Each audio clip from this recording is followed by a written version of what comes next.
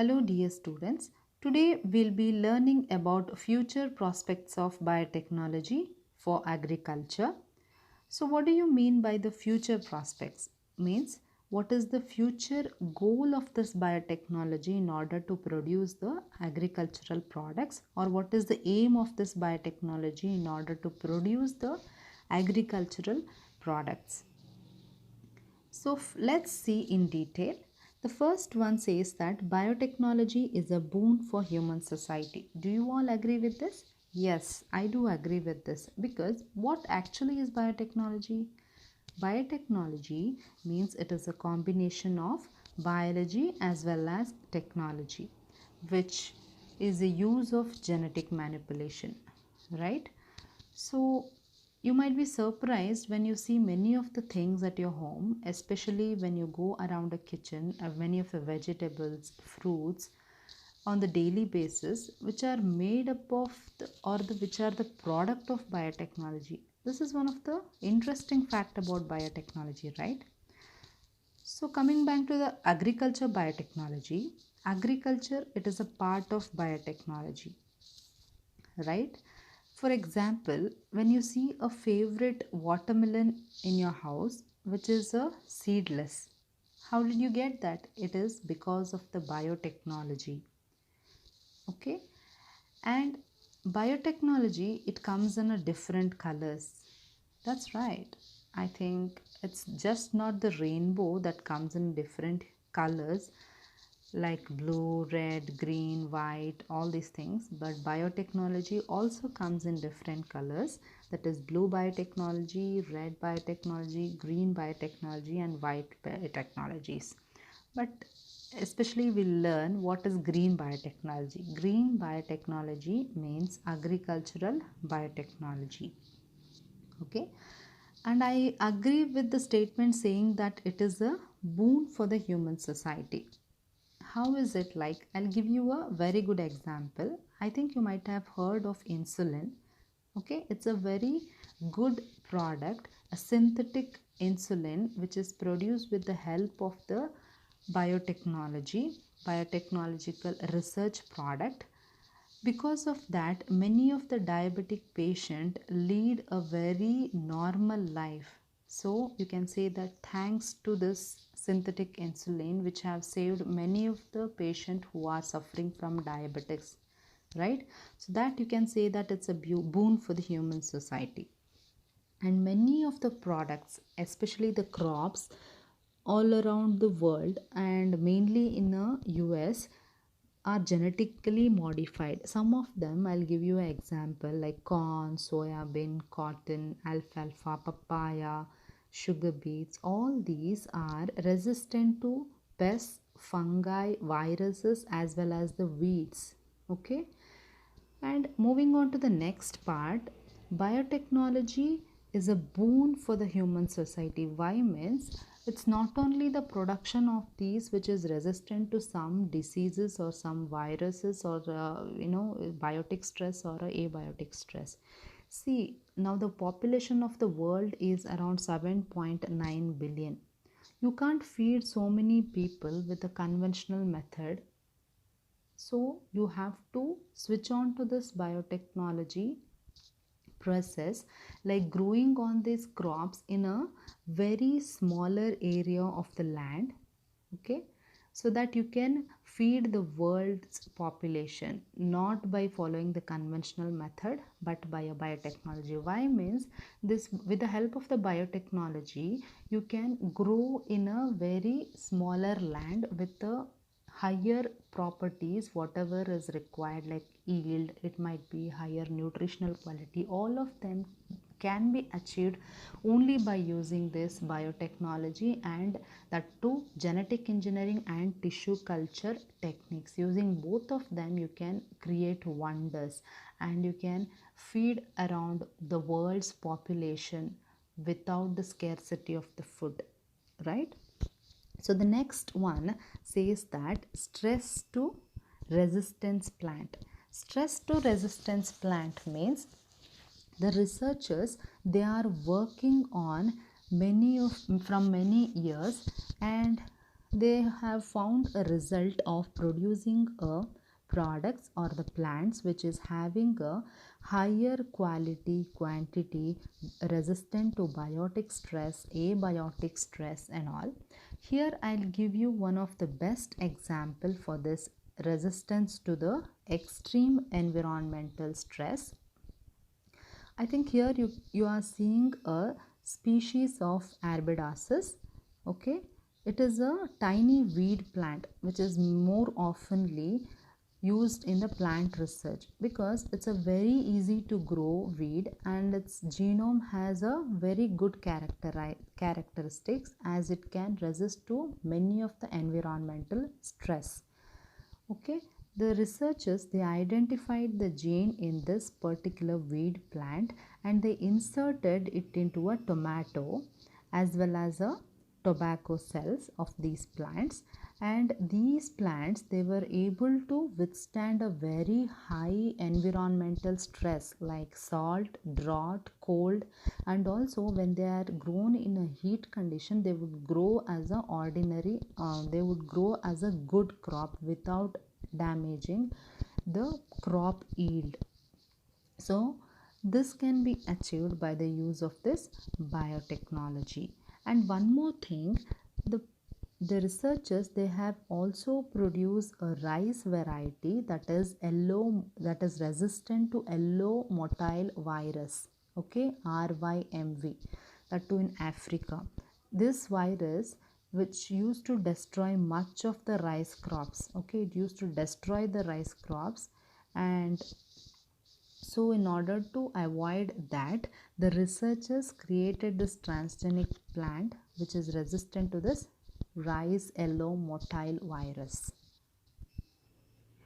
So in the next slide, you can see that there are, I said, methods of gene transfer, like the genes are being transferred into the plant cells.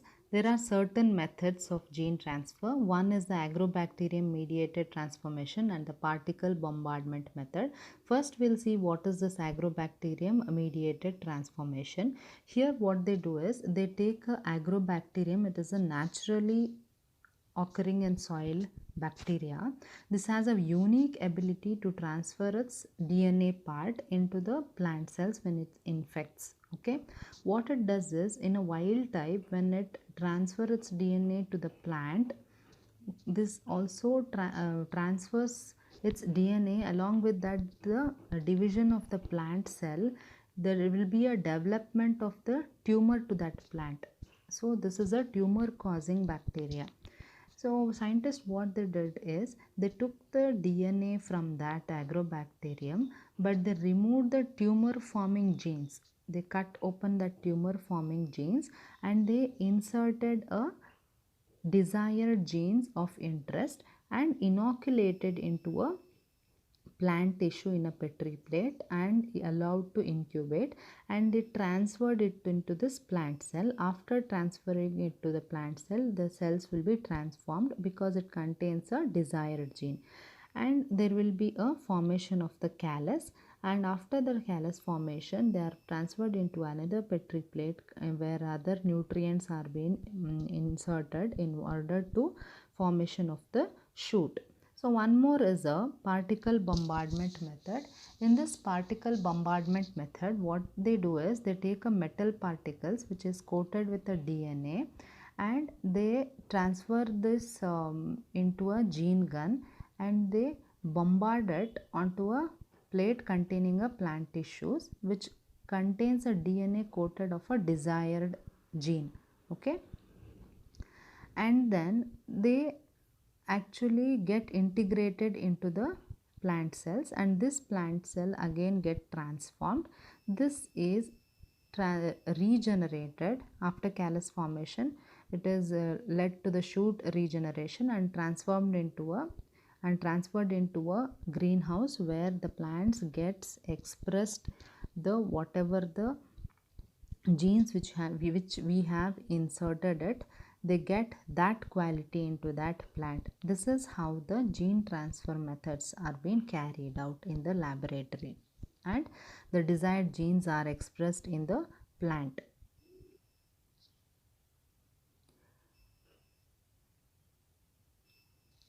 So another future prospect of this biotechnology in agriculture is the lower inputs of toxic chemicals. See, we use several pesticides, herbicides, insecticides in order to kill the pests as well as the insects, right? So this can be reduced. How we can reduce this? One of the best example what I have taken here is a bt cotton. So bacillus thuringiensis, it is one of the soil bacteria that produces a protein, okay, that act as an insecticide. This is the naturally occurring protein, right? It's not a foreign chemical. This could be incorporated into a cotton plants or any of the plants instead of spraying some pesticides. Okay, the protein that is being produced by this is a bt toxin, and which is very toxic to the insects. Okay, and when this is being incorporated into plant, when the that to a cotton plant, the crop plants are being engineered in order to express this. Okay, thereafter when this insects goes and ingests the transgenic crop which has been incorporated with the bacillus thuringiensis protein containing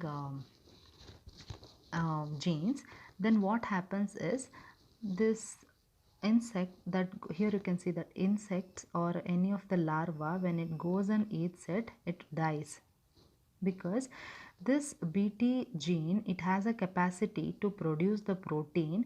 This protein, when it is ingested by this larva, it goes and binds to the gut area of this, and as a result it forms a toxin and finally it dies.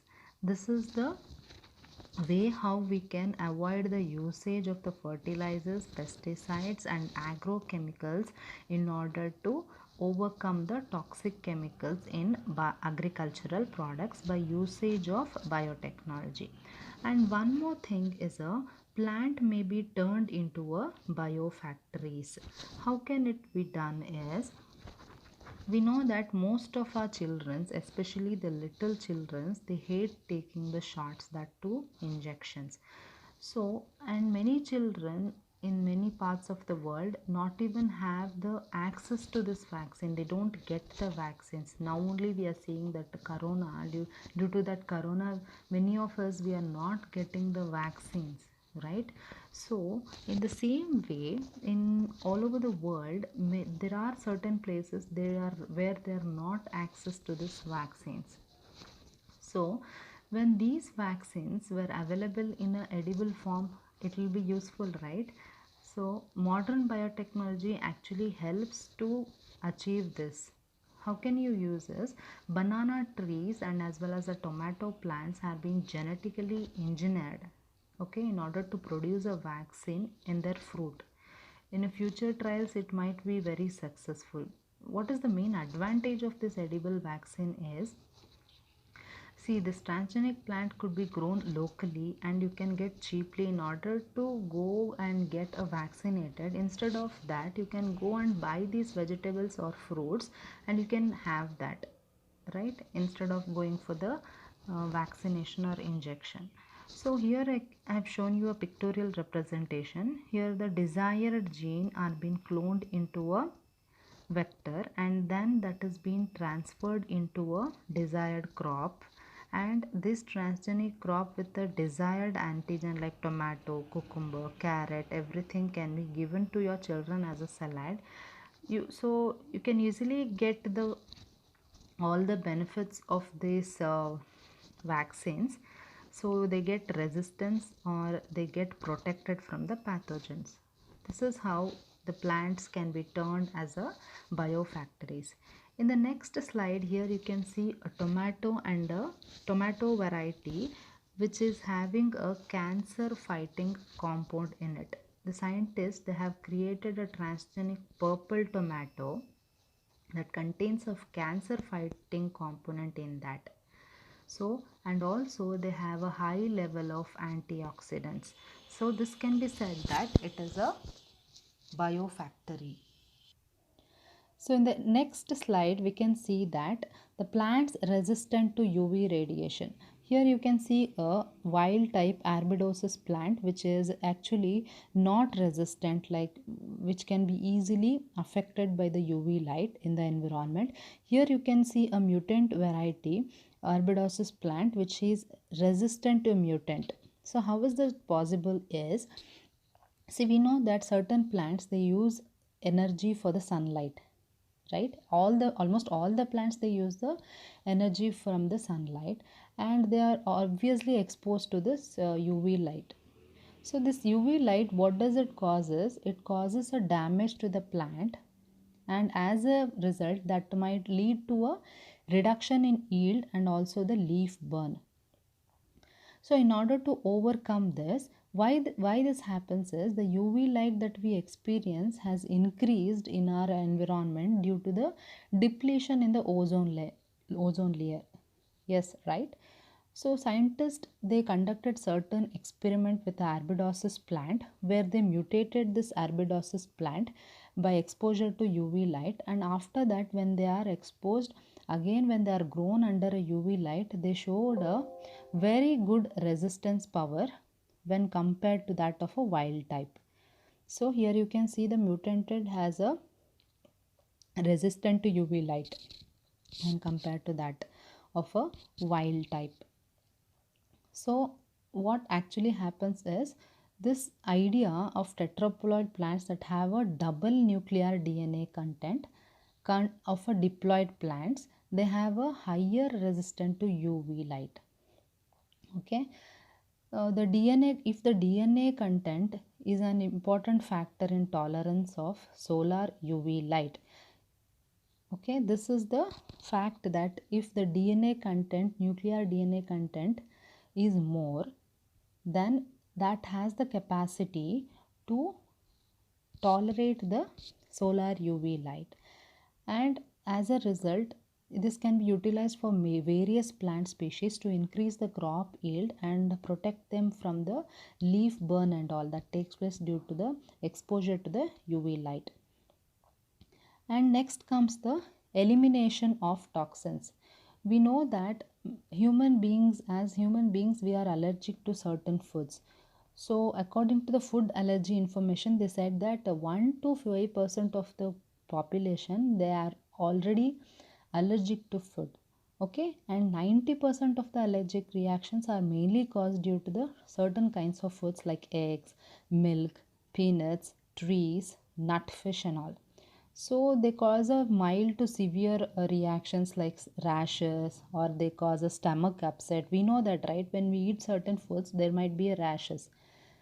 So this can be removed by utilizing a biotechnology technique, that is by a genetic engineering.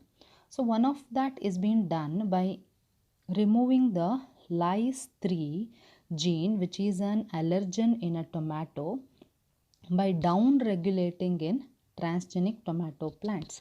Okay, and in a peanut, RH2 protein, okay, RH2 protein is a allergic component or a protein that is present in a peanuts was removed by a transgenic peanut seeds using RNA interference technique or a gene silencing technique.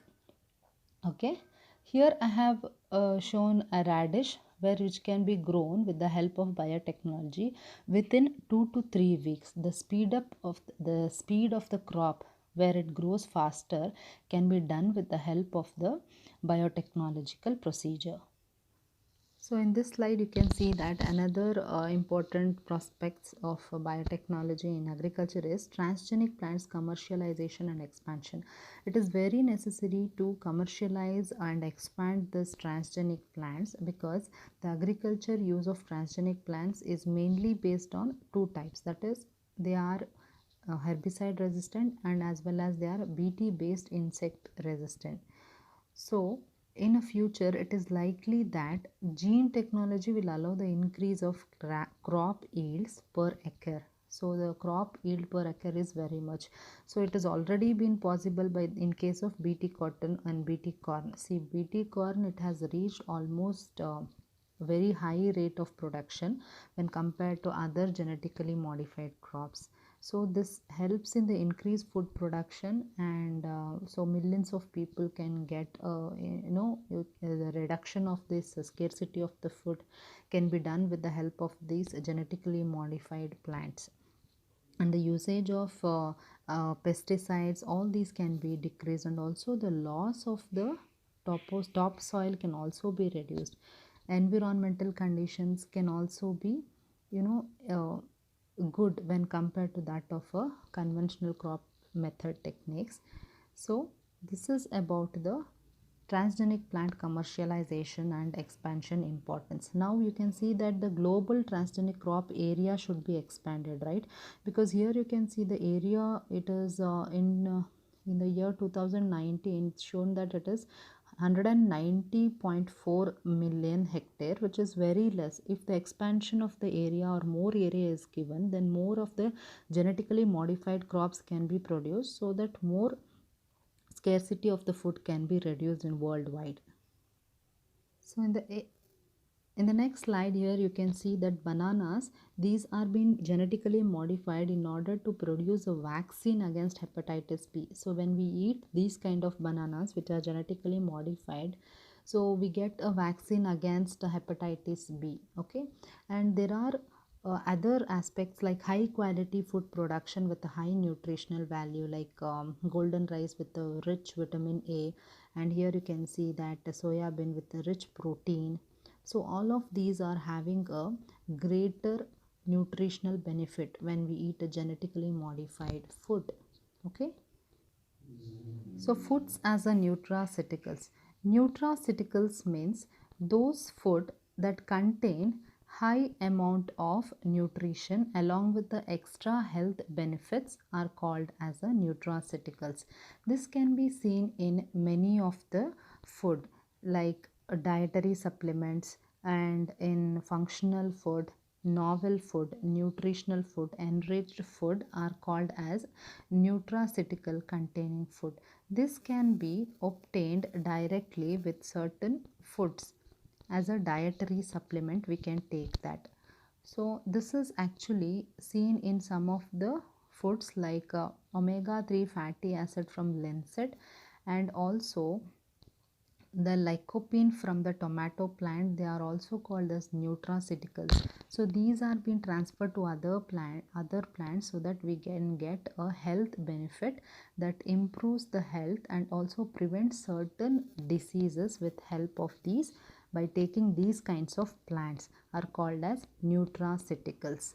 Okay, so gene mapping is another concept where you can see that the study of the mapping is very much important before transferring that gene into another plant. If we know the genetic ability, like what is the property of that particular plant, of that particular gene in that plant, then it is easy to transfer that gene into a required plant to get a desired product or a desired quality in the other plant where we want that product. This is known as the gene mapping. So genomic study is very important, and sequencing, analyzing of the genetic makeup, this helps us to determine the structure and function of that particular plant where from which we transfer the desired gene into the another plant where we get a desired product. So this is about the future prospects of biotechnology for agriculture. Thank you.